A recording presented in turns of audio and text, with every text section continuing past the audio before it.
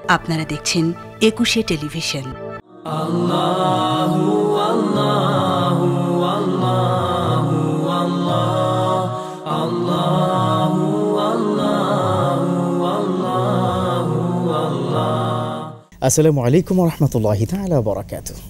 আলহামদুলিল্লাহি রাব্বিল আলামিন ওয়াল আকিবাতু লিল মুত্তাকিন ওয়াস সালাতু ওয়াস সালামু আলান নবী সাল্লাল্লাহু আলাইহি ওয়াসাল্লাম ওয়া আলা আলিহি ওয়া সাহবিহি আজমাইন।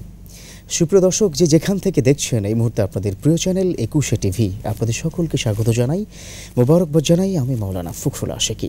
শুরু করছি আপনাদের প্রিয় আয়োজন, আপনাদের জন্য আয়োজন, এই পবিত্র জুমার দিনের বিশেষ আয়োজন ইসলামী জিজ্ঞাসা অনুষ্ঠান। প্রিয় দর্শক, আপনারা জানেন যে আমরা জুমার দিনে একটি বিশেষ বিষয় নিয়ে আলোচনা করার চেষ্টা করে থাকি, যা খুবই প্রয়োজনীয়, সমসাময়িক এবং সমাজ কল্যাণমূলক একটি বিষয়। প্রিয় দর্শক, আজও যে বিষয়ে আলোচনা করব নিশ্চয়ই প্রত্যেকটি মানুষের জন্য কল্যাণকর হবে, কারণ প্রত্যেকটা মানুষই কিন্তু চায় আল্লাহর সন্তুষ্টি, এবং আল্লাহর সন্তুষ্টির জন্য আল্লাহ যে কাজগুলি বাতলে গেছেন, আল্লাহ যে কাজগুলি আমাদের বলে দিয়েছেন, বিশ্বনবী যেভাবে চলার পথে চলতে বলেছেন, সেগুলো কিন্তু আমাদের করতে হবে। যার ফলে আজকের বিষয় আমরা নির্বাচন করেছি সামাজিক সম্পর্ক, উপহার ও আল্লাহ সন্তুষ্টি। এ বিষয়ে আলোচনা করতে এবং অনলাইনে আপনাদের অনেকগুলো প্রশ্ন থেকে গুরুত্বপূর্ণ প্রশ্নের উত্তর দেওয়ার জন্য ইতিমধ্যে একুশের স্টুডিওতে আমন্ত্রণ জানিয়েছি প্রখ্যাত স্বনামধন্য আলেমীদ্বীন, বিশিষ্ট ওয়াইজ, বাংলাদেশের লাখো তরুণের যিনি আইকন, শেখুল আল্লাম হজরত মাওলানা আব্দুর রহিম আল মাদানী খতিব, ডিআইটি প্রজেক্ট, কেন্দ্রীয় জামে মসজিদ, মেরুল বাড্ডা, ঢাকা। আসসালামু আলাইকুম রাহমাতুল্লাহি ওয়া বারাকাতুহু। ওয়া আলাইকুম আসসালাম ওয়া রাহমাতুল্লাহ। শেখ ভালো আছেন? আলহামদুলিল্লাহ ভালো আছি। শুরুতে আপনি আপনার কাছ থেকে জানতে চাই, সামাজিক সম্পর্ক বলতে আমরা কি বুঝি? আলহামদুলিল্লাহি রাব্বিল আলামিন ওয়াল আকিবাতু লিল মুত্তাকিন ওয়াস সালাতু ওয়াস সালামু আলা সাইয়্যিদিল আমবিয়াই ওয়াল মুরসালিন ওয়া আলা আলিহি ওয়া সাহবিহি আজমাইন, আম্মা বা'দ। ফাআউযু বিল্লাহি মিনাশ শাইতানির রাজীম। বিসমিল্লাহির রহমানির রহিম। লাকাদ কানা লাকুম ফি রাসূলিল্লাহি উসওয়াতুন হাসানাহ। সাদাকাল্লাহুল আলিয়্যুল আযীম। অত্যন্ত চমৎকার একটি বিষয়ে আজকে আমরা আলোচনা করছি। সামাজিক সম্পর্কের ব্যাপারে আমরা নবী করিম সাল্লাল্লাহু আলাইহি সাল্লামের সুন্নাহ থেকে এবং তার জীবনী থেকে আমরা আলোচনা করতে চাই ইনশাআল্লাহ। তার কারণটা হচ্ছে, গোটা মানব কুলের জন্য আল্লাহ সুবহানাহু ওয়া তাআলার পক্ষ থেকে শ্রেষ্ঠতম উপহার হচ্ছে নবিয়ুনা মুহাম্মদুর রাসূলুল্লাহ সাল্লাল্লাহু আলাইহি ওয়াসাল্লাম। কোরআন মাজিদে আল্লাহ সুবহানাহু ওয়া তাআলা দুটি বিষয়কে নিয়ে সন্তুষ্ট থাকতে বলেছেন মুমিন বান্দাদেরকে। মাশাআল্লাহ। কি বিষয়? যেমন কুল বিফাদলিল্লাহি ওয়া বিরহমাতিহি ফাবিযালিকা ফালিয়াফরাহু হুয়া খায়রুম মিম্মা ইয়াজমাউন। হে নবী, আপনি মানুষকে বলুন, মানুষ যেন আমার ফাদলুন মানে আমার দয়া, ওয়া বিরহমাতিহি এবং আমার করুণা নিয়ে তারা যেন খুশি হয়ে যায়। এখন আল্লাহ সুবহানাহু ওয়া তাআলা এবং এখানে রহমত এবং করুণা বলতে কি বুঝিয়েছেন? আচ্ছা, মুফাসসিরিনে কিরামরা এখানে ব্যাখ্যা করে বলেছেন, ফাদলুন মানে হচ্ছে ইসলাম, রহমাতিহি মানে কোরআন মাজিদ। আরেকটি বর্ণনার মধ্যে এসেছে ফাদলুন মানে আল্লাহর রাসূল সাল্লাল্লাহু আলাইহি ওয়াসাল্লামকে বোঝানো হয়েছে। দুটো বর্ণনা এসেছে, একটি আরেকটার মধ্যে এসেছে ফাদলুন মানে হচ্ছে ইসলাম, আর রহমত মানে হচ্ছে নবী করিম সাল্লাল্লাহু আলাইহি ওয়াসাল্লাম। অর্থাৎ কোরআন নিয়ে এবং রাসূলকে নিয়ে আমরা মুসলিমরা যেন সন্তুষ্ট হয়ে যায়।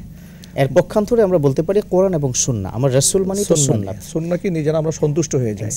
মজার ব্যাপার হচ্ছে, আল্লাহ সুবহানাহু ওয়া তাআলার পক্ষ থেকে আমাদের উপর কত বড় ইহসান যে আল্লাহ পাক আমাদেরকে এমন একটি জীবন ব্যবস্থা, এমন একটি দিন উপহার দিয়েছেন। আমাদের জীবনের প্রতিটি দিক এখানে উল্লেখ করা হয়েছে। মাশাআল্লাহ। কোরআন মাজিদে স্পষ্ট বর্ণিত হয়েছে, আল ইয়াউমা আকমালতু লাকুম দীনাকুম ওয়া আতমামতু আলাইকুম নিআমাতি ওয়া রাদিতু লাকুমুল ইসলাম দীনা। আজকের এই দিনে আমি আমার নিয়ামতকে তোমাদের উপর পরিপূর্ণ করে দিলাম, তোমাদের দিনকে তোমাদের জন্য পূর্ণাঙ্গ করে দিলাম। ওয়া রাদিতু লাকুমুল ইসলাম দীনা, দিন হিসেবে, ধর্ম হিসেবে ইসলামকে আমি আল্লাহ মনোনীত করে নিলাম। এখানে এই আয়াতের মধ্যে এই বিষয়টি স্পষ্ট করে উল্লেখ করে দেওয়া হয়েছে যে ইসলাম হচ্ছে একটি পূর্ণাঙ্গ জীবন ব্যবস্থা। ইসলামে মানে এমন কোনো দিক নেই, সেটা সামাজিক হোক, রাষ্ট্রীয় হোক, সেটা হতে পারে একজন ডক্টরের ক্ষেত্রে তো একটা দিক নির্দেশনা আছে, সায়েন্টিস্টের ক্ষেত্রেও কিন্তু আছে। আজকাল বিজ্ঞানীরা কিন্তু ম্যারিট ডিমেরিট খোঁজার চেষ্টা করে, কোরআনের সাথে কোথাও একটু ডিমেরিট হয়, বাট তারা কিন্তু কোরআন থেকে কালেকশন করে আমাদের সামনে প্রেজেন্টেশন করছে বিভিন্ন জিনিস, তারা ইউনিক জিনিসগুলো কিন্তু আমাদের সামনে তুলে ধরছে। সেটাও কিন্তু কোরআনেরই একটা মর্যাদা। নিশ্চয়ই সামাজিক যে সহাবস্থান, মানুষের সুসম্পর্ক, সমাজের মানুষকে নিয়ে আমাদের বসবাস করতে হয়। আর এই সামাজিক মানুষের সাথে উঠা বসা, লেনদেন, মুআশারাতের ব্যাপারে ইসলামের এত সুন্দর সমহান আদর্শ রয়েছে, যা পৃথিবীর মানুষ যদি ফলো করত তাহলে শ্রেষ্ঠ মানুষে পরিণত হতো। আপনি দেখুন নবী করিম সাল্লাল্লাহু আলাইহি ওয়াসাল্লাম পৃথিবীতে আসার আগ মুহূর্তে সাহাবায়ে কিরামের ওই মানুষগুলো কতটা অন্ধকারে নিমজ্জিত ছিল। আইএমএ জাহিলিয়াত যেটাকে বলা হয়। নবী করিম সাল্লাল্লাহু আলাইহি ওয়াসাল্লাম এসে কি বললেন? বুইসতু লি উতাম্মিমা মাকারিমাল আখলাক, পৃথিবীর চরিত্রের শ্রেষ্ঠতাকে পরিপূর্ণতা দেওয়ার জন্য আল্লাহ পাক দুনিয়াতে আমাকে পাঠিয়েছেন। সুবহানাল্লাহ। সেই চরিত্র সম্পর্কে তো আল্লাহ পাক কি বলেছেন? নবী করিম সাল্লাল্লাহু আলাইহি ওয়াসাল্লাম এটাও বলেছেন যে বুইসতু মুআল্লিমান, আমাকে শিক্ষক রূপেই পৃথিবীতে প্রেরণ করা হয়েছে। এখানে কয়েকটা বিষয় লক্ষণীয়। একদিক থেকে নবী করিম সাল্লাল্লাহু আলাইহি ওয়াসাল্লাম হচ্ছেন শিক্ষক, আরেক দিক থেকে নবী করিম সাল্লাল্লাহু আলাইহি ওয়াসাল্লাম হচ্ছেন পৃথিবীর শ্রেষ্ঠ চরিত্রের জন্য উপমা। এটা আল্লাহ পাক তো সার্টিফাই করেছেন। আল্লাহ সুবহানাহু ওয়া তাআলা সূরা আহজাবে বলে দিয়েছেন, সূরা কালামের মধ্যে বলে দিয়েছেন ওয়া ইন্নাকা লা আলা খুলুকিন আযীম, তার চরিত্রের সার্টিফিকেট আল্লাহ নিজে দিয়েছেন। সবচেয়ে মজার ব্যাপার হচ্ছে দেখুন, আমরা সামাজিক ব্যাপারে কথা বলার আগে ভূমিকা স্বরূপ দুই একটা কথা বলে নিচ্ছি। পৃথিবীর মানুষের চরিত্রের ব্যাপারে জানতে চাইলে দূর মানুষের কাছ থেকে জানাটা এটা সম্ভব নয়, কিংবা দূর মানুষ যেটা বলবে সেটা অথেন্টিক নয়। এই জন্য নবী করিম সাল্লাল্লাহু আলাইহি ওয়াসাল্লাম বলেছেন যে খিয়ারুকুম লিনিসাইহিম, তোমাদের মধ্যে শ্রেষ্ঠ পুরুষ তারা যারা স্ত্রীর কাছে শ্রেষ্ঠ। এর মানে হচ্ছে একজন পুরুষের ব্যাপারে, স্বামীর ব্যাপারে স্ত্রীর যে ওপিনিয়ন, তার যে বক্তব্যটা, তার যে মূল্যায়নটা, সেটা অথেন্টিক হবে, নির্ভরযোগ্য হবে। কোথায় এটা লজিকটা? হ্যাঁ, লজিকটা হচ্ছে স্ত্রী তার স্বামীর যে পরিমাণ ঘনিষ্ঠতা অবলম্বন করে এবং তার সান্নিধ্য গ্রহণ করে এবং তার ইনস এবং আউট, তার ভেতর এবং বাহিরটাকে যেভাবে তিনি পর্যালোচনা করতে পারেন, জাস্টিফাই করতে পারেন, এটা কিন্তু বাহিরে কেউ পারবে না। এই জন্য নবী করিম সাল্লাল্লাহু আলাইহি ওয়াসাল্লাম বলেছেন যে বাহিরের লোক তোমাকে অনেক ভালো বলেছে, সেটা মূল ভালো নয়। মূল ভালো হচ্ছে তোমার প্রতিবেশী তোমাকে ভালো বলেছে কিনা। খিয়ারুকুম লি জারিহিম, দুটো শব্দ রাসূলুল্লাহ সাল্লাল্লাহু আলাইহি ওয়াসাল্লাম হাদিসের মধ্যে এসেছে। একটা হচ্ছে স্ত্রীর কাছে শ্রেষ্ঠ, আর একটা হচ্ছে প্রতিবেশীর কাছে শ্রেষ্ঠ। এই জন্য আমাদেরকে স্ত্রীর সাথে উত্তম আচরণ করতে হবে, প্রতিবেশীর সাথে উত্তম আচরণ করতে হবে। তাহলে যে সামাজিক সম্পর্কর জায়গাটা, স্ত্রীর সাথেও কিন্তু একটা সামাজিক সম্পর্ক, কারণ হচ্ছে দুটো কালেমার মাধ্যমে তো সামাজিক সম্পর্কটা তৈরি হয়। আমরা সামাজিক সম্পর্কের ব্যাপারে কথা বলতে গিয়ে আমরা প্রথমত যে কথাটা আমার দর্শক শ্রোতা ভাই বোনদের উদ্দেশ্যে বলতে চাই আজকে আমরা এই মোবারক আলোচনা অনুষ্ঠানে, সেটা হচ্ছে নবী করিম সাল্লাল্লাহু আলাইহি ওয়াসাল্লাম একদিক থেকে ব্যক্তি চরিত্রের জন্য উপমা ছিলেন, আরেক দিক থেকে গোটা মানবকুলের জন্য তিনি উপমা ছিলেন, একটা উপহার ছিলেন। এবং তার যুগ যুগ ধরে পৃথিবীর মুসলিম অমুসলিম সেটা অকপটে মেনে নিতে বাধ্য হয়েছে এবং তারা স্বীকৃতিও প্রদান করেছে। স্বীকৃতি যে শুধু এখন প্রদান করছে তা কিন্তু আপনি লক্ষ্য করবেন যে বিষ্ণু ইসলাম তিনি যখন নবুয়ত পাননি তার আগে থাকতেই যারা তার বিরোধিতা করেছে অন্তত একটা কথা বলে গেছেন, আল আমিন, মানে বিশ্বাস করা যায়। বিশ্বস্ত, একটা মানুষকে বিশ্বস্ত কখন করে? তার ক্যারেক্টার নিশ্চয়ই ভালো না হলে কিন্তু বিশ্বস্ত করতো না। সো এটা এখন কেন? এটা তো ১৫০০ বছরের পূর্ব থেকেই। আমি আলোচনার মধ্যে যে অংশ তুলে ধরতে চাই সেটা হচ্ছে নবী করিম সাল্লাল্লাহু আলাইহি ওয়াসাল্লামের চরিত্রের ব্যাপারে একদিক থেকে আল্লাহ সুবহানাহু ওয়া তাআলা প্রশংসা করেন, ওয়া ইন্নাকা লা আলা খুলুকিন আযীম। দুই নম্বর হচ্ছে তার স্ত্রী উম্মুল মুমিনিন মা আয়েশা সিদ্দিকা রাদিয়াল্লাহু তাআলা আনহাকে যখন প্রশ্ন করা হয়েছিল যে কাইফা কানা খুলুকুন নবী সাল্লাল্লাহু আলাইহি ওয়াসাল্লাম, নবী করিম সাল্লাল্লাহু আলাইহি ওয়াসাল্লামের চরিত্র কেমন ছিল, নবী করিম সাল্লাল্লাহু আলাইহি ওয়াসাল্লামের চরিত্রের ব্যাপারে তার বর্ণনা জানতে চাইলে মা আয়েশা রাদিয়াল্লাহু তাআলা আনহা কি জবাব দিয়েছিলেন? আলা তাকরাউনাল কোরআন, তোমরা কোরআন পড়ো না? তারা বললেন হ্যাঁ আমরা কোরআন পড়ি। খুলুকুহু আল কোরআন, কোরআন যদি পড়ে থেকো তাহলে মনে রেখো কোরআন মাজিদের বাস্তব নমুনাই হচ্ছে নবী করিম সাল্লাল্লাহু আলাইহি ওয়াসাল্লামের আখলাক। এর স্ত্রীর পক্ষ থেকে স্বামীর জন্য এমন একটা মূল্যায়ন পাওয়া এটাও পৃথিবীর ইতিহাসে বিরল। আল্লাহু আকবার। এই শ্রেষ্ঠত্ব, এই মর্যাদা একমাত্র আল্লাহ সুবহানাহু ওয়া তাআলা তার রাসূলকে দান করেছিলেন। আমরা নবী করিম সাল্লাল্লাহু আলাইহি ওয়াসাল্লামের জিন্দেগি থেকেই আমাদের সামাজিক আচার আচরণ, মুআমালাত, মুআশারাত এই বিষয়গুলো আমরা খুব সুন্দর শিখতে পারি আমরা রাসূল সাল্লাল্লাহু আলাইহি ওয়াসাল্লামের জিন্দেগি থেকে। দেখুন নবী করিম সাল্লাল্লাহু আলাইহি ওয়াসাল্লাম শুধু নামাজ, রোজা, হজ, যাকাত, কালিমা, তাওহীদ, রিসালাত, আখিরাত এগুলো বলেই তিনি ক্ষান্ত হননি। আপনি ভালো করে লক্ষ্য করুন, নবী করিম সাল্লাল্লাহু আলাইহি ওয়াসাল্লাম বললেন যে ওয়াল্লাহি লা ইউমিন, ওয়াল্লাহি লা ইউমিন, ওয়াল্লাহি লা ইউমিন, তিনবার বললেন যে আল্লাহর শপথ করে বলছি সেই ব্যক্তি ঈমানদার নয়, সেই ব্যক্তি ঈমানদার, সেই ব্যক্তি ঈমানদার নয়। সাহাবায়ে কেরাম অবাক হয়ে গেলেন। রাসূল কসম করে বলছেন ব্যক্তি ঈমানদার নয়। কোন ব্যক্তি? মান লা ইয়ামানু জারুহু বাওয়াইকাহু, যে ব্যক্তির প্রতিবেশী তার অনিষ্টতা থেকে মাহফুজ না থাকবে সেই ব্যক্তি ঈমানদার নয়। আচ্ছা, আমাদের বেশ কিছু প্রশ্ন এসেছে, আমাদের যারা সোশ্যাল মিডিয়া থেকে প্রশ্ন করেন আপনাদের অসংখ্য ধন্যবাদ জানাচ্ছি যে আপনারা আমাদের বিভিন্নভাবে প্রশ্ন করে থাকেন। তো আজকে শায়েক এসেছে, আমি শায়েকের কাছে বেশ কিছু প্রশ্ন করব। তার মধ্যে অন্যতম একটা প্রশ্ন হচ্ছে সামাজিক সম্পর্ক এটা কিভাবে বজায় রাখবো? সেক্ষেত্রে কি কোনো অনুষ্ঠান আদি অথবা আল্লাহ রাসূলের যে ওই হাদিস যদি আমরা বলি, তো আমরা যদি একটু ভালো রান্না করো বা একটু গোশত রান্না করো, এই ঝোলটা একটু বাড়িয়ে দিবে, কারণ তার নাক পর্যন্ত তোমার ঘ্রাণ পৌঁছে যাবে, তিনি কষ্ট পাবেন। এখন এই সম্পর্কটা বজায় রাখার ক্ষেত্রে কি বিভিন্ন অনুষ্ঠানাদিতে অংশগ্রহণ করা বা কি করা যায়? সামাজিক সম্পর্ক বজায় রাখার জন্য নবী করিম সাল্লাল্লাহু আলাইহি ওয়াসাল্লাম নিজে তার ব্যক্তি জীবনে প্র্যাকটিস করে উম্মাকে উপমা শিখিয়েছেন, উদাহরণ শিখিয়েছেন। দেখুন, আজকে তো আমরা আমাদের সামাজিক যে অনুষ্ঠানগুলো হচ্ছে সেগুলোর মধ্যে সাধারণত আমাদের ওলিমার মধ্যে, বিবাহিতদের অনুষ্ঠানের মধ্যে দরিদ্র মানুষের উপস্থিতি আমরা কামনা করি না, কারণ হচ্ছে উপঢৌকন পাবো না সেখানে একটা ক্যাশ কাউন্টার থাকবে, খাবার শেষে যেমন মেইনটেইন করা, ড্রেস আপের ব্যাপার, সমাজের মধ্যে আমরা হোটেলে যেমন খাবার খেয়ে বিল দিয়ে যাই, অনেকটা এরকম এই ধরনের একটা ট্রেডিশন আমাদের সমাজের মধ্যে চালু হয়েছে। আজকে আমাদের সামাজিক অবক্ষয় কোন পর্যায়ে দাঁড়িয়েছে? নবী করিম সাল্লাল্লাহু আলাইহি সাল্লামের সমাজ ব্যবস্থা কি ছিল?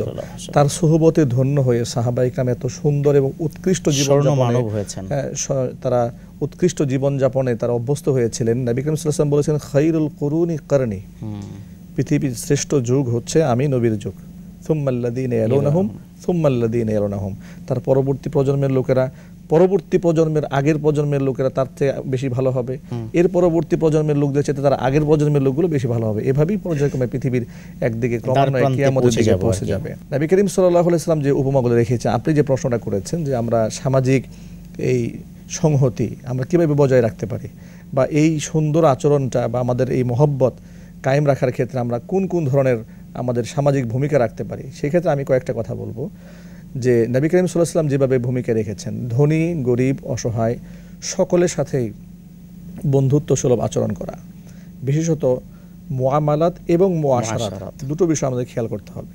অর্থনৈতিক লেনদেন এবং সাথে সাথে তাদের সাথে আচরণের বিহেভ যে ব্যাপারটা, যেটাকে আমরা এই বর্তমান সমাজে মনে করি যে সবচেয়ে বেশি অবক্ষয় কিন্তু তাই হয়েছে, এখানে হয়েছে। আমরা উভয় ক্ষেত্রেই আমরা নষ্ট হয়েছি, মুআমালাতটাও নষ্ট হয়েছে, মুআশারাতটাও নষ্ট হয়েছে। অর্থনৈতিক লেনদেনের ক্ষেত্রে আমাদের আচরণ এত জঘন্য হয়েছে যে কোনো ব্যক্তি যদি কর্জে হাসানা চায়, এখন কর্জে হাসানা দেওয়াটাও মুশকিল হয়েছে। অথচ নবী করিম সাল্লাল্লাহু আলাইহি ওয়াসাল্লাম কর্জে হাসানার ব্যাপারে সাহাবায়ে কেরামদেরকে উদ্বুদ্ধ করেছেন, উৎসাহ প্রদান করেছেন। এমনকি হাদিসে এই কথাও এসেছে, আল্লাহর রাস্তায় কোনো ব্যক্তি 1টি দিরহাম দান করলে সে 10টি দিরহামের সওয়াব পাবে, আর যদি কোনো ব্যক্তিকে সে ব্যক্তি কর্জে হাসানা দেয় সে 18 গুণ সওয়াব পাবে। সুবহানাল্লাহ। তো এই যে সওয়াব প্রাপ্তি হবে, এখানে তো এই সুন্নত আদায় করতে গিয়ে সমাজের মধ্যে এখন ফরজ নষ্ট হওয়ার, শুধু 18 গুণ বললে আমরা ছোট করে ফেলবো, আল্লাহর রহমত এত ছোট না। আমরা যদি এই চিন্তাটা করি যে আল্লাহ যদি যাকে দেন যত দিবেন, খুশি হয়ে গেলে তো আর কোনো সীমা রেখা আল্লাহ পাক দিবেন না।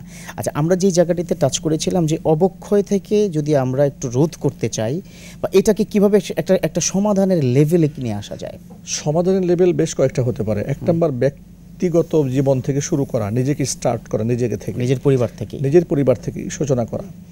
যেমন মানুষের সাথে ভ্রাতৃত্ব বজায় রাখার ক্ষেত্রে প্রথমত যে এটা হচ্ছে কোনো ব্যক্তিকে সম্মান করা, প্রতিবেশী হোক, সেটা দূরবর্তী প্রতিবেশী হোক, নিকটতম প্রতিবেশী হোক, অন্য ব্যক্তিকে সম্মান করা। প্রত্যেকটা মানুষকে তার স্টেজ অনুযায়ী সম্মান করতে হবে, এক নম্বর। 2 নম্বর হচ্ছে নবী করিম সাল্লাল্লাহু আলাইহি ওয়াসাল্লাম বলেছেন, মাল্লাম ইয়ারহাম সগীরানা ওয়ালাম ইউক্কির কাবীরানা ফালাইসা মিন্না। যে ব্যক্তি আমার ছোটকে স্নেহ করে না, বড়কে সম্মান দেয় না, সেই ব্যক্তি আমি নবী মুহাম্মদ সাল্লাল্লাহু আলাইহি ওয়াসাল্লামের উম্মতের অন্তর্ভুক্তই না। আর যে ব্যক্তি আমার উম্মত না, সে তো জান্নাতে যাবে না। তাহলে কতটা কঠোর শব্দ এখানে। আবার এখানে মান কাতা রহমান লা ইয়াদখুল জান্নাহ মান কাতা রহমান, জান্নাতেই যাবে না যে রেহমটা বা যে আত্মীয়তা সম্পর্ক ছিন্ন করেছে। তার মানে আল্লাহর রাসূল যদি সার্টিফাই করে দেন যে জায়গাটা, সেটা কিন্তু ফিনিশ, আর কোনো সুযোগ কিন্তু সেখানে নাই। আচ্ছা, তারপর আরেকটা বিষয় আমরা খেয়াল করতে পারি, সেটা হাদিস থেকে আমরা নিতে পারি। আমাদের মধ্যে একটা মানসিকতা কাজ করে যে অনেকে আমাদেরকে বলে যে যিনি আমার জন্য করবে আমি তার জন্য করব।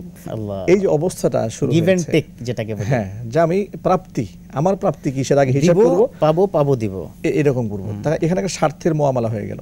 নবী করিম সাল্লাল্লাহু আলাইহি ওয়াসাল্লাম বলেছেন, সিলমান কাতাক, যে তোমার সাথে সম্পর্ক ছিন্ন করেছে তুমি তার সাথে সম্পর্ক জোড়ো, আরো বেশি করো। সিলমান কাতাক ওয়াফু আম্মান যালামাক, যে তোমার উপর জুলুম করেছে তুমি তাকে ক্ষমা করে দাও। আল্লাহু আকবার। ও আতিমান হারামাক, যে তোমাকে বঞ্চিত করেছে তুমি তাকে প্রদান করো। সুবহানাল্লাহ।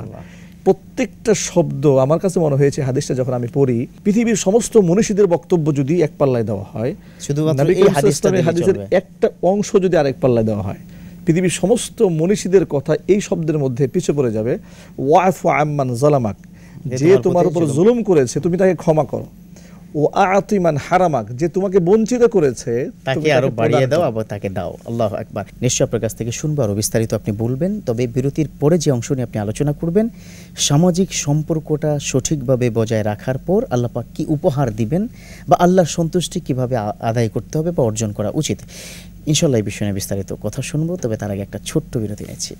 প্রিয় দর্শক, দেখছেন আপনাদের প্রিয় চ্যানেল একুশে টিভি, আপনাদের প্রিয় আয়োজন, আপনাদের জন্য আয়োজন ইসলামী জিজ্ঞাসা অনুষ্ঠান। আলোচনা করছিলাম খুবই গুরুত্বপূর্ণ একটি বিষয় নিয়ে, সামাজিক সম্পর্ক, উপহার ও আল্লাহ সন্তুষ্টি। এই বিষয়ে ইনশাআল্লাহ তাআলা আলোচনা চলবে, থাকুন একুশে টিভির সাথেই।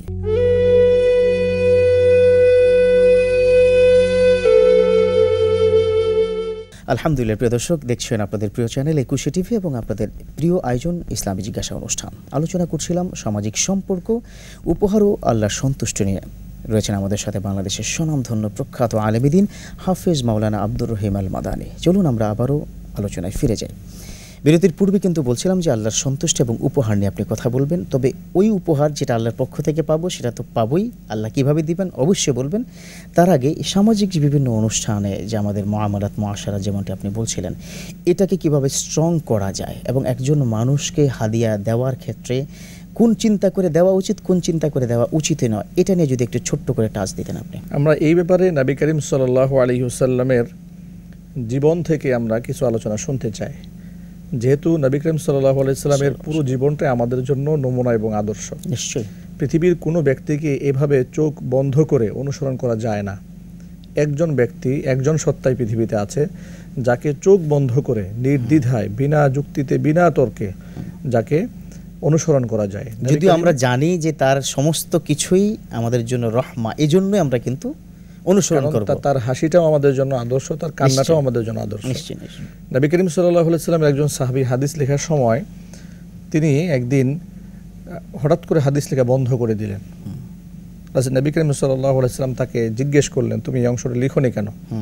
তিনি বললেন, হে রাসূল, আপনি তখন খুব রাগান্বিত হয়ে গিয়েছিলেন।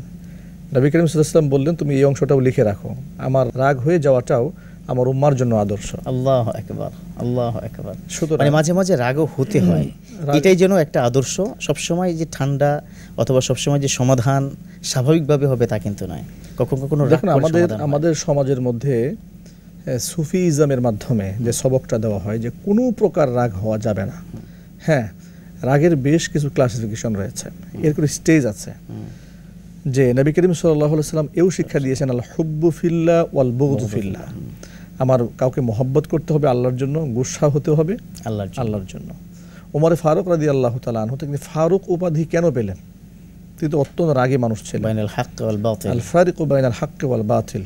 কোরআন সুন্নাহর বিরুদ্ধাচরণ যিনি করেছেন তার ব্যাপারে তিনি বজ্রকণ্ঠ হয়েছেন। তিনি তো একজনকে হত্যা করে ফেলেছেন না, যে আল্লাহর রাসূলের বিচারের পরে সম্মানিত হয়েছেন, ফারুক উপাধি পেয়েছেন। সুতরাং নিশ্চয়ই রাগ এবং গুসা সেটা যদি আল্লাহর জন্য হয়, এর মধ্যে জাযা আছে, বিনিময় আছে। আমরা যে জায়গায় বলছিলাম যে উপহার যে সামগ্রী দেওয়া, এখানে কোনো চিন্তা করে বা কোনো শর্ত সাপেক্ষে, শর্ত হচ্ছে আমাদের বিষয়টা হচ্ছে যে প্রাপ্তির আশায়। প্রাপ্তি হচ্ছে যে আমি এখন যদি তাকে 500 টাকা হাতিয়ে দিই, বিনিময়ে সে আমাকে 600 টাকা হাতিয়ে দিবে, অথবা তাকে কোনো বিয়েতে আমি গেলাম, আমি তার বিয়েতে গেলাম। এটা আমাদের মধ্যে ডিসকাস হয় সামাজিকভাবে যে আমি তার বিয়েতে যাব, সে তার আগের বিয়েতে কি দিয়েছিল, আমার মেয়ের বিয়েতে কি দিয়েছিল, তাহলে এটা তো হাদিয়া হলো না। এগুলো তো হচ্ছে হিংসাত্মক মর্মান্তিক। হাদিয়া নিয়ে কি বলেছেন আল্লাহর রাসূল?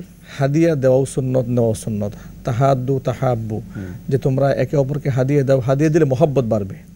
নবী করিম সাল্লাল্লাহু আলাইহি ওয়াসাল্লামের এখানে স্পষ্ট বর্ণিত হয়েছে হাদিসের মধ্যে, তাহাদ্দু তাহাব্বু, তোমরা একে অপরকে হাদিয়া দাও, একে অপরকে মহব্বত করো। হাদিয়া আদান প্রদান করলে মহব্বত বাড়ে। আরেকটা কথা বলি, যে হাদিয়া দেওয়ার পরে মানুষের মনের মধ্যে যে স্বস্তি আসে, যে শান্তি উপলব্ধি হয়, প্রাপ্তির যে ব্যাপারটা, এটা দেওয়ার সময় অনেকেই এই ক্ষেত্রে কৃপণতা করেন যে আমি আমার পকেট থেকে টাকাগুলো দিচ্ছি, টাকা খরচ হয়ে যাচ্ছে। কিন্তু আমাকে মনে রাখতে হবে যে আমার জন্য বরাদ্দকৃত রিজক পৃথিবীর মধ্যে যতটুকু লেখা আছে, যতটুকু আমি খাবো, যতটুকু আমি ভোগ করব, যতটুকু আমি পড়বো, পৃথিবীর কেউ আমার তাকদীর থেকে তা ছিনিয়ে নিতে পারবে না। আল্লাহু আকবার। এই বিশ্বাস নিয়ে মেহমানকে মেহমানদারি করা, এই বিশ্বাস নিয়ে একজনকে উপঢৌকন দেখা দেওয়া, হাদিয়া দেওয়া, এই আমলটা যদি চালু থাকে, তাহলে মানুষ একজন পবিত্র জিন্দেগি একজন ব্যক্তি উপহার পাবে। নবী করিম সাল্লাল্লাহু আলাইহি ওয়াসাল্লামের মাধ্যমে আল্লাহ পাক সেই সবক আমাদেরকে শিখিয়েছেন। দেখুন, আল্লাহ নবী সাল্লাল্লাহু আলাইহি ওয়াসাল্লাম সামাজিকভাবে উত্তম মুআমালাত আর মুআশারাত, এটা কোন পর্যায়ে পৌঁছে দিয়েছিলেন। আমাদের মধ্যে আসাবিয়াত, আমাদের মধ্যে স্বজনপ্রিয়তা, কিংবা আমাদের মধ্যে দলপ্রীতি, স্বজনপ্রীতি, কিংবা এগুলো এত বেশি কাজ করে যে আমরা ভিন্ন মতাদর্শীর কোনো মানুষকে সালাম দিতেও আমরা কুণ্ঠাবোধ করি। অমুসলিমকে সম্মান তো অনেক দূরের কথা, মুসলমানদের মধ্যেই, শুধু নিজের মধ্যে, নিজের বলয়ের মধ্যেই শুধুমাত্র মনের একটুখানি ইখতিলাফাত থাকার কারণে, মাসআলাগত ইখতিলাফাত থাকার কারণে একজনকে ফাসিক, একজনকে কাফের, একজনকে গুমরা বলার যে প্রবণতা আমাদের মধ্যে রয়েছে। আরেকটা বিষয় যদি একটু বলতেন, বিশ্বনবীকে যোগে দাওয়াত দিত কোন প্রক্রিয়ায়? এই যে দাওয়াত খাওয়া আপনি মাত্র কিন্তু বলেছেন, দাওয়াত দেওয়ার ব্যাপারে দেখুন, নবী করিম সাল্লাল্লাহু আলাইহি সাল্লামের কাছে দাওয়াতের বিষয়ে যা আমরা হাদিস পাওয়া যায়, মুসলিম অমুসলিম সকলের দাওয়াত রাসূল সাল্লাল্লাহু আলাইহি ওয়াসাল্লাম গ্রহণ করতেন। নবী করিম সাল্লাল্লাহু আলাইহি ওয়াসাল্লাম অমুসলিমের দাওয়াতেও তিনি গিয়েছেন, অংশগ্রহণ করেছেন। এই ধরনের বহু বর্ণনা হাদিসের মধ্যে এসেছে। আর দাওয়ার ক্ষেত্রেও কিন্তু অনেকটা তাই আমরা করতে পারি। একটা হচ্ছে দ্বীনি মজলিস, আর একটা হচ্ছে দুনিয়াবি মুআমালাত। দুনিয়াবি মুআমালাতের ক্ষেত্রে রাসূল নবী করিম সাল্লাল্লাহু আলাইহি ওয়াসাল্লাম ইহুদিদের সাথে ব্যবসা বাণিজ্য করেছেন, খ্রিস্টানদের সাথে ব্যবসা বাণিজ্য করেছেন, মুশরিকদের সাথে তার মুআশারাত হয়েছে। এই ক্ষেত্রে আমাদের বিষয়গুলো স্মরণ রাখা উচিত যে নবী করিম সাল্লাল্লাহু আলাইহি ওয়াসাল্লামের জিন্দেগিটাই কিন্তু আমার জন্য আদর্শ। আমি ছোট্ট একটা ঘটনা এক্ষেত্রে উল্লেখ করতে চাই, তাহলে আমাদের দর্শক শ্রোতা ভাই বোনদের মনটা এক্ষেত্রে আরো উদার হবে। এক ইহুদি নবী করিম সাল্লাল্লাহু আলাইহি ওয়াসাল্লামের সাথে উঠা বসা করত। নবী করিম সাল্লাল্লাহু আলাইহি ওয়াসাল্লাম শুনতে পেলেন তিনি মৃত্যু শয্যায় শায়িত। আল্লাহর হাবিব সাল্লাল্লাহু আলাইহি ওয়াসাল্লাম ইহুদির বাড়িতে গেলেন একজন মৃত্যুপথের যাত্রী ইহুদিকে দেখতে, অথচ ইহুদিদের প্রতি আমাদের কত ঘৃণা, তারা কত ক্ষতি করেছে, কত ক্ষতি করেছে ইসলামে, কত ক্ষতি করেছে রাসূলের। পানির কূপ তারা বন্ধ করে দিয়েছে, পরে শেষ পর্যন্ত ওসমান রাদিয়াল্লাহু তাআলা আনহু কিন্তু সেই কূপ কিনতে বাধ্য হয়েছে। নবী করিম সাল্লাল্লাহু আলাইহি ওয়াসাল্লামকে হত্যার জন্য তারা কতবার চেষ্টা করেছে। তার সাথে রাসূল সাল্লাল্লাহু আলাইহি ওয়াসাল্লামের মুআমালাটা কি ছিল? আল্লাহ নবী সাল্লাল্লাহু আলাইহি ওয়াসাল্লাম অন্তিম লগ্নে এই ইহুদিকে দেখতে গেলেন। সেখানে গিয়ে যখন দেখতে পেলেন যে তিনি মৃত্যুশয্যায় শায়িত আছেন, রাসূল সাল্লাল্লাহু আলাইহি ওয়াসাল্লাম তার পাশে বসলেন, শিয়রে বসে বললেন, আল্লাহর বান্দা তুমি তাওহীদের কালিমা পড়ো। কারণ মান কানা আখিরু কালামিহি লা ইলাহা ইল্লাল্লাহ দাখালাল জান্নাহ। তিনি খুব তখন জোর আওয়াজে কথা বলতে পারছেন না, অস্ফুট আওয়াজে চোখের ইশারায় তিনি তার পিতার দিকে ইশারা করলেন, ইঙ্গিত করলেন যে আমি কি মুহাম্মদ সাল্লাল্লাহু আলাইহি ওয়াসাল্লামের কথাকে মানবো কিনা। তার পিতা ইশারা করে বললেন যে আতি আবুল কাসেম। তারা তো মুহাম্মদ সাল্লাল্লাহু আলাইহি ওয়াসাল্লাম বলতো না, আবুল কাসেম, কাসেমের পিতা। আতি আবুল কাসেম, তুমি আবুল কাসেমের পিতার আনুগত্য করো। এটা বলা মাত্র ইহুদিটা পড়ে নিল আশহাদু আল্লা ইলাহা ইল্লাল্লাহু ওয়াহদাহু লা শারীকা লাহু ওয়া আশহাদু আন্না মুহাম্মাদান আবদুহু ওয়া রাসূলুহু। এই কালিমায়ে শাহাদার ঘোষণা দেওয়ার পরেই এই লোকটি দুনিয়া থেকে চলে গেল, ইন্তেকাল করলেন। নবী করিম সাল্লাল্লাহু আলাইহি ওয়াসাল্লাম তৃপ্তির হাসি হাসলেন, ঘর থেকে বের হলেন, আল্লাহর প্রশংসা করলেন এবং বললেন সমস্ত প্রশংসা সে আল্লাহ পাকের, যিনি তার এক বান্দাকে জাহান্নাম গর্ত থেকে তাকে জান্নাতের মেহমান শেষ মুহূর্তে এসে জাহান্নাম থেকে জান্নাতে তিনি দিয়েছেন। এটাই হচ্ছে সামাজিক সুসম্পর্ক তৈরি করা এবং একজনের সাথে আরেকজনের মুআমালাত, মুআশারাত। এবার আমরা একটু আল্লাহর সন্তুষ্টির দিকে যেতে চাই।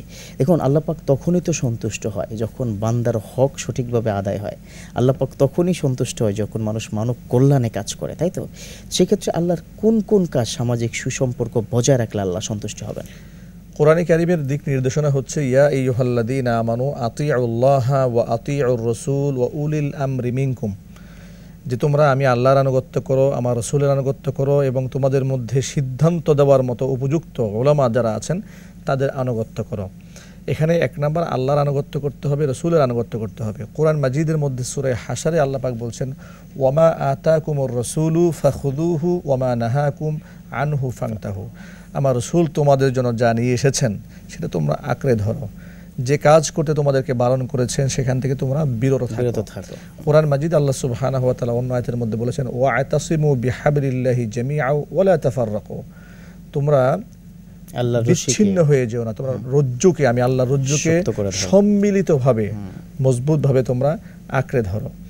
এখানে এই সম্মিলিতভাবে আঁকড়ে ধরা এই কথা বর্ণনা করার মাধ্যমে আল্লাহ সুবহানাহু ওয়া তাআলা এরপরেই বলছেন ওয়া'তাসিমু বিহাবলিল্লাহি জামিআ ওয়া লা তাফাররাকু ওয়াযকুরু নি'মাতাল্লাহি আলাইকুম ইয কুনতুম আ'দাআন ফাআল্লাফা বাইনা কুলুবিকুম ওয়া আসবাহতুম বিনি'মাতিহি ইখওয়ানা ওয়া কুনতুম আলা শাফা হুফরাতিন মিনান নার ফাআনকাযাকুম মিনহা। এখানে আল্লাহ সুবহানাহু ওয়া তাআলা কত সুন্দর করে বিশ্লেষণ করে দিয়েছেন যে তোমরা ছিলে একে অপরের শত্রু, ভাবাপন্ন, তোমরা জাহান্নামের দ্বার প্রান্তে দাঁড়িয়েছিলে, ফাআনকাযাকুম মিনহা, সেখান থেকে আমি তোমাদেরকে উদ্ধার করেছি। আল্লাহু আকবার। এর মানে হচ্ছে সমাজের মধ্যে মানুষ যখন শত্রুতা ভাবাপন্ন হয়ে বসবাস করে তখন তারা যেন জাহান্নামের দ্বার প্রান্তে দাঁড়িয়ে থাকে।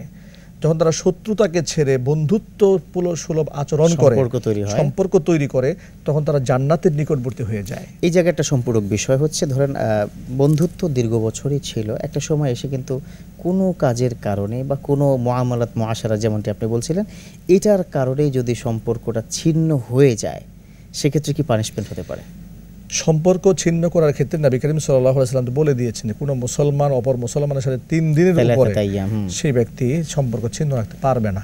ইয়া আল্লাহ। নবী করিম সাল্লাল্লাহু আলাইহি ওয়াসাল্লামকে আল্লাহ সুবহানাহু ওয়া তাআলা কৌশল অবলম্বন শিখিয়েছেন, ওয়ালা তাস্তাবিল হাসানাতু ওয়ালা সাইয়্যা ইদফা বিল্লাতি হি আহসান, যে তোমার কখনোই কল্যাণ এবং অকল্যাণ কখনোই সমান হবে না, হতেই পারে না। ইদফা বিল্লাতি হি আহসান, তুমি মোকাবেলা করবে ওই ব্যক্তির সাথে যে তোমার শত্রু, কিসের মাধ্যমে? বিল হাসানা, উত্তম আচরণের মাধ্যমে তুমি তাকে ডিফেন্স করবে। আল্লাহু আকবার। সে তোমার সাথে যে আচরণটা করেছে তার থেকে ভয়ঙ্কর আচরণ করার মাধ্যমে নয়, সে যতটা ক্ষিপ্ত হয়েছে তুমি তার থেকে তত বেশি নম্র হয়ে যাও।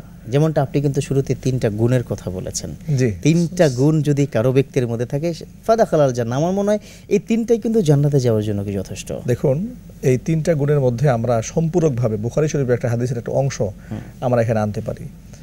নবী করিম সাল্লাল্লাহু আলাইহি ওয়াসাল্লাম একে তো বললেন সিলমান কতআক ওয়াফু আম্মান যালামাক ও আতিমান হারামাক, যে তোমার সাথে সম্পর্ক ছিন্ন করেছে, তার সাথে সম্পর্ক গুলো, যে জুলুম করেছে তুমি তাকে ক্ষমা করো, যে তোমাকে বঞ্চিত করেছে তাকে তুমি প্রদান করো। নবী করিম সাল্লাল্লাহু আলাইহি ওয়াসাল্লাম যখন ওহী প্রত্যাদেশ প্রাপ্ত হলেন, প্রথম যখন তার উপর ওহী নাজিল হলো, সূরা আলাকের আয়াতগুলো নাজিল হলো, উম্মুল মুমিনিন মা খাদিজাতুল কুবরা রাদিয়াল্লাহু তাআলা আনহার গৃহে তিনি আসলেন। এসে কি বললেন? জাম্মিলুনি জাম্মিলুনি ক্বাদ খাশিতু আলা নাফসি, খাদিজা তুমি আমাকে কম্বল দিয়ে জড়ায়ে নাও, আমার শরীরে প্রচন্ড জ্বর এসেছে, আমার শরীর কাঁপছে, তুমি আমাকে জড়িয়ে নাও। জাম্মিলুনি ক্বাদ খাশিতু আলা নাফসি, আমি আমার নিজের উপর শঙ্কা বোধ করছি, ভয় পাচ্ছি, আমি শঙ্কিত, আমি কি বেঁচে থাকবো না মরেই যাব, আমি একটা শঙ্কা বোধ করছি। এই চরম উৎকণ্ঠার মুহূর্তে নবী করিম সাল্লাল্লাহু আলাইহি সাল্লামের যখন চরম পেরেশান, ওই মুহূর্তে খাদিজাতুল কুবরা রাদিয়াল্লাহু তাআলা আনহা যে কথাগুলো বলে সান্ত্বনা দিয়েছিলেন, আমরা এখান থেকে কিন্তু সামাজিক এই অংশের ক্ষেত্রে আমরা বিরাট একটা শিক্ষা নিতে পারি। তিনি কি বললেন? ওয়াল্লাহি, আল্লাহ শপথ, মা ইখজিকাল্লাহু আবাদা, আল্লাহ আপনাকে কোশ্চিন কালেও লাঞ্ছিত করবেন না। আপনার অস্থির হওয়ার কোনো কারণ নাই, কারণ আপনার মধ্যে এই গুণগুলো আছে। সেই গুণগুলো কি? ইন্নাকা লা তাসিলুর রাহিমা, আপনি সম্পর্ক নষ্ট করেন না, আত্মীয়তা সম্পর্ক জুড়ায় রাখেন। ওয়া তাহমিলুল কাল্লা, আপনি যারা যে সমস্ত ব্যক্তি বোঝা বহন করতে অক্ষম ব্যক্তিদের বোঝা আপনি নিজের কাঁধে বহন করেন। হ্যাঁ, ওয়া তাকসিবুল মাদুম, যারা বস্ত্রহীন তাদেরকে আপনি বস্ত্র দেন, অন্নহীনকে আপনি অন্ন দান করেন। ওয়া তুঈনু আলা নাওয়াইবিল হাক্কি, যে ব্যক্তি বিপদগ্রস্ত মুসিবতগ্রস্ত ব্যক্তিকে আপনি সাহায্য করেন। দেখুন কয়েকটা পয়েন্ট উম্মুল মুমিনিন মা খাদিজাতুল কুবরা রাদিয়াল্লাহু তাআলা উল্লেখ করেছেন। এক নম্বরে আপনি আত্মীয়তা সম্পর্ক জুড়ে রাখেন, আপনার কোনো ক্ষতি হবে না। আপনি উনি গ্যারান্টিটা কেন কি দিয়েছেন, আর মূল কারণটা কিন্তু একটা জায়গায়, সেটা হচ্ছে আপনি সামাজিকভাবে কতটা স্ট্রং ছিলেন। তখনও তো তিনি নবুয়ত প্রাপ্ত হননি। দেখুন, টোটাল জিন্দিগিটাই ছিল সামাজিক জিন্দিগি, আর পুরো ইসলামটাকে আপনি একটু ব্যাখ্যা করুন, পুরোটাই কিন্তু সামাজিক। একজন মানুষ সমাজের সর্বোচ্চ মহল পর্যন্ত যেতে পারবে ইসলাম দিয়ে, ইসলাম মানবে না, সর্বনিকৃষ্ট ব্যক্তি সে হয়ে যাবে, যেমন মুনাফিক, ফিদ্দার কাসফালি মিনান্দার। তার অবস্থানটা কিন্তু নিচে এই একটা কারণে, কারণ সে তো মানুষের গীবত করেছে, ইদা ওয়াদা আখলাফা, সে ওয়াদা খেলাফ করেছে। এর মানে কি? সামাজিকতা কিন্তু সে বিনষ্ট করার কারণে সে কি মুনাফিক, এই কারণে মনে হয় এটা বলেছে, তাই তো? আমরা এখানে যে বিষয়টা কোট করবো, ছোট্ট ছোট কয়েকটা পয়েন্ট। এক নাম্বার হচ্ছে, এখান থেকে আমাদের শিক্ষা হচ্ছে আত্মীয়তার সম্পর্ক আমাদের জুড়ে রাখতে হবে।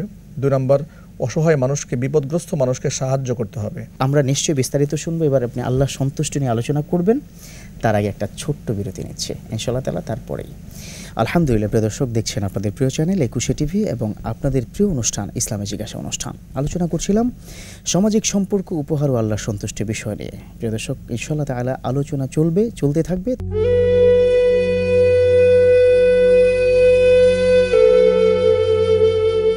আলহামদুলিল্লাহ প্রিয় দর্শক, ফিরে এলাম বিরতির পর। আমাদের সাথে থাকার জন্য ধন্যবাদ। দেখছেন আপনাদের প্রিয় চ্যানেল একুশে টিভি এবং আপনাদের প্রিয় আয়োজন, আপনাদের জন্য আয়োজন, আপনাদের কল্যাণের জন্য আয়োজন ইসলামী জিজ্ঞাসা অনুষ্ঠান। আল্লাহ সন্তুষ্টি কে না চায়? নিশ্চয়ই আপনি চান, আমি চাই, আমাদের দর্শক বন্ধুরা এই মুহূর্তে যারা দেখছেন কোটি কোটি দর্শক তারাও চাচ্ছেন। কিন্তু আল্লাহর সন্তুষ্টি অর্জন সবাই চাই, কিন্তু অর্জন কি করে করতে হয় সেটা মানতে রাজি না বা প্র্যাকটিস করতে আমরা রাজি না। এবার একটু যদি আল্লাহর সন্তুষ্টি অর্জন কিভাবে হবে যদি আমাদের বলে দিতেন, সামাজিক সম্পর্কের ক্ষেত্রে আর কি। সামাজিক সম্পর্কের মাধ্যমে আল্লাহ সুবহানাহু ওয়া তাআলার সন্তুষ্টি অর্জন করা যায়। আসলে এক কথায় বলতে গেলে আল্লাহর সন্তুষ্টি অর্জনের জন্য প্রথম কাজ হচ্ছে আল্লাহর হুকুমকে মান্য করা জীবনের সকল ক্ষেত্রে, এবং আল্লাহর নাফরমানি থেকে নিজেকে বাঁচিয়ে রাখা। তাহলেই আল্লাহ পাক সন্তুষ্ট হবেন। আর আল্লাহ সুবহানাহু ওয়া তাআলার হুকুম কিভাবে মান্য করব, তা নবী করিম সাল্লাল্লাহু আলাইহি সাল্লামের পবিত্র জিন্দেগি থেকে আমরা উপহার নিতে পারি ইনশাআল্লাহ। এবং আল্লাহ নবী সাল্লাল্লাহু আলাইহি সাল্লামের এই বিস্তর জীবনে, যেহেতু আল্লাহর হাবিব সাল্লাল্লাহু আলাইহি সাল্লামের জিন্দেগির প্রতিটা অংশ আমাদের জন্য আদর্শ, তো সকল ব্যাপার সকল বিষয় নিয়ে একদিনই তো আলোচনা সম্ভব নয়। এইজন্য সামাজিক সম্পর্কটা আজকে আমরা সামাজিক যে ব্যাপারগুলো নিয়ে আমরা আলোচনা করছি, এখান থেকে নবী করিম সাল্লাল্লাহু আলাইহি সাল্লামের আরো কিছু হাদিসের অংশ থেকে আমরা বেশ কয়েকটা শিক্ষা নিতে পারি। যেমন নবী করিম সাল্লাল্লাহু আলাইহি ওয়াসাল্লাম বলেছেন, ইদা লাকিতাহু ফাসাল্লিম আলাইহি, যখন কোনো ভাইয়ের সাথে তোমার দেখা হবে তুমি একে সালাম দেবে। সিত্তু খিসালের কথা বলা হয়েছে, সিত্তু খিসাল কথা বলা হয়েছে। যখন কোনো ভাই অসুস্থ হবে তাকে দেখতে যাবে, কোনো ব্যক্তি যখন মারা যাবে তখন তার জানাজার নামাজের মধ্যে শামিল হবে। এগুলো এক মুসলমানের প্রতি আরেক মুসলমানের হক। এই হকগুলো যদি আমরা আদায় করতে পারি তাহলে একদিক থেকে নবী করিম সাল্লাল্লাহু আলাইহি ওয়াসাল্লামের সুন্নাহকে জিন্দা করা হবে। দুই নম্বর, সামাজিক সম্পর্ক বজায় থাকবে, আল্লাহ সুবহানাহু ওয়া তাআলার সন্তুষ্টি আমাদের জন্য অর্জন হবে। আমরা সেকেন্ড যে ব্যাপারটি আলোচনা করতে পারি সেটা হচ্ছে সামাজিক মুআমালার ক্ষেত্রে নবী করিম সাল্লাল্লাহু আলাইহি সাল্লামের উঠা বসা লেনদেন সবগুলো তো ঠিক আছে, সমস্ত ক্ষেত্রেই ফলো করা। আপনি একটা হাদিসের একটা অংশ টেনে এনেছিলেন যে তোমার ঘরে যে ভালো রান্না হয় প্রতিবেশীকে সেই রান্না তোমার সেই খাবারের মধ্যে তুমি শামিল করে নাও। এই সুন্নাহ কিন্তু দিন দিন আমাদের সমাজ থেকে বিদায় হয়ে যাচ্ছে। আমরা শুধু ধনীদেরকে মূল্যায়ন করি, গরিবদেরকে আমরা কোনো মূল্যায়ন করি না একেবারেই। এক্ষেত্রে আমি নবী করিম সাল্লাল্লাহু আলাইহি সাল্লামের সুন্দর জিন্দেগির একটা অংশ আপনাদের সামনে তুলে ধরতে চাই। উয়াইনা ইবনে হিসিন নামক এক কুখ্যাত কাফের ছিল, কুরাইশি, মক্কার লিডার প্রকৃতির এক ব্যক্তি। সে এসে নবী করিম সাল্লাল্লাহু আলাইহি সাল্লামকে এই অফার করলো, তাই মুহাম্মদ তোমার এই মূল্যবান কথা, দিনের কথা আমরাও শুনতে চাই, কিন্তু তোমার মজলিসে যারা উঠা বসা করে, যারা তোমার সামনে বসে, বিলালের মতো মানুষ, সালমান ফার্সির মতো মানুষ, এরা হচ্ছে সমাজের মধ্যে সবচেয়ে নিগৃহীত, নিষ্পেষিত, সমাজের হত দরিদ্র মানুষগুলো তোমার পাশে বসে, যাদের সাথে আমাদের স্টেটাস যায় না, যাদের পাশে আমরা বসতে পারি না। তুমি এক কাজ করো, তুমি এই গরিব অসহায়দেরকে বাদ দিয়ে আমাদের জন্য একটা আয়োজন করো। দেখুন সামাজিক মুআমালাটা আমাদের কোন পর্যায়ে নিতে হবে, একটা বড় একটা শিক্ষা এখান থেকে নিতে হবে। উয়াইনা ইবনে হিসিন যখন এই প্রস্তাবটা দিল, নবী করিম সাল্লাল্লাহু আলাইহি সাল্লাম তো রাহমাতুল লিল আলামিন, তার মনোবাঞ্ছনা ছিল যে কোনো মূল্যে ব্যক্তিদেরকে হেদায়েতের কথা শোনানো। যেমন নাকি আবু জাহেল নবী করিম সাল্লাল্লাহু আলাইহি সাল্লামকে বারংবার নির্যাতন শারীরিকভাবে করার পরেও তিনি তার বাড়িতে গিয়েছেন তাওহীদের দাওয়াত নিয়ে। তার মাকসাদ ছিল যে কোনো মূল্যে এদেরকে ইসলামের কথা শোনানো। কিন্তু আল্লাহ নবী সাল্লাল্লাহু আলাইহি ওয়াসাল্লামের সিদ্ধান্ত জানানোর আগেই আল্লাহ সুবহানাহু ওয়া তাআলা কোরআন মাজিদে আয়াত নাযিল করে দিলেন, ওয়াসবির নাফসাকা মা'আল্লাযীনা ইয়াদউনা রাব্বাহুম বিল গাদাতি ওয়াল আশিয়্যি ইউরিদুনা ওয়াজহা ওয়ালা তা'দু আইনাকা আনহুম তুরিদু যিনাতাল হায়াতিদ দুনিয়া ওয়ালা তুতি' মান আগফালনা কলবাহু আন যিকরিনা ওয়াত্তাবা'a হাওয়াহু ওয়া কানা আমরুহু ফুরতা। সুবহানাল্লাহ। সূরা কাহফে আল্লাহ সুবহানাহু ওয়া তাআলা বললেন, হে নবী, উয়াইনা ইবনে হিসিন সহ বা অন্যান্য কুফার যারা আপনাকে প্রস্তাব দিয়েছে যে ধনীদের জন্য আলাদা মাজলিস করার জন্য, খবরদার এটা করবেন না, এটা আপনি করবেন না।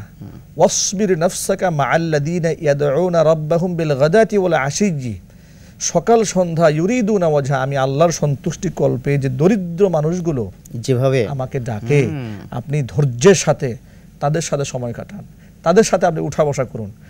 গরিব হতদরিদ্র মানুষের পক্ষে আল্লাহ সুবহানাহু ওয়া তাআলা আল্লাহ সুবহানাহু ওয়া তাআলা রাসূলকে ফোর্স করে বলছেন আপনি তাদের সাথে সঙ্গ দিন।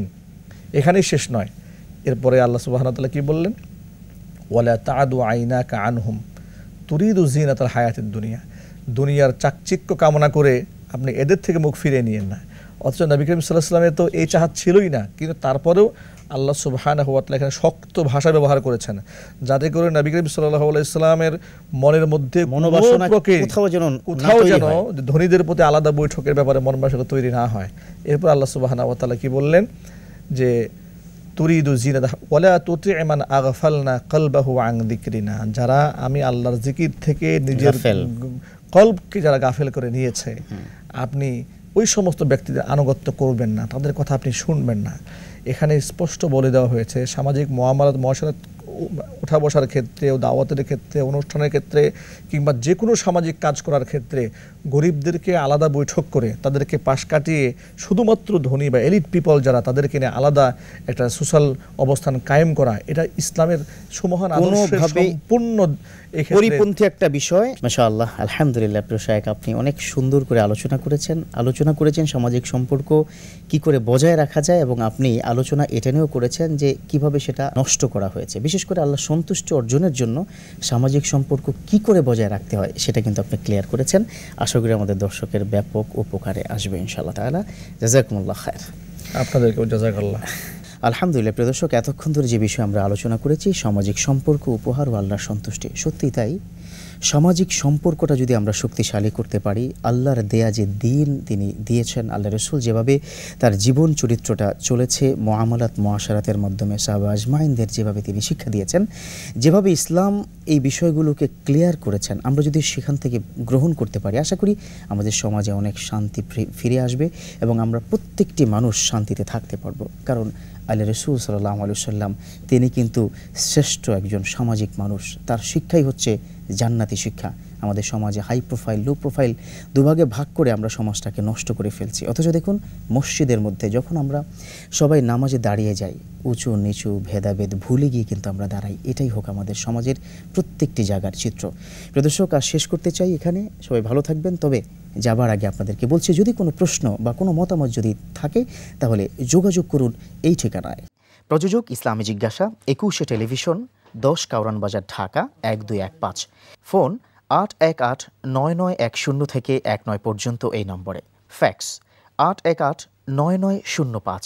এছাড়াও অনুষ্ঠানের সর্বশেষ আপডেট পেতে এবং আপনাদের প্রশ্ন জানাতে সংযুক্ত থাকুন আমাদের ফেসবুক পেজ facebook.com/2124 অনলাইন-এ। আলহামদুলিল্লাহ। প্রিয় দর্শক, আজ এখানেই শেষ করতে চাই। ভালো থাকুন, সুস্থ থাকুন, পাশের মানুষটি কেমন আছে খবর রাখুন। এই পর্যন্তই। আল্লাহ হাফেজ।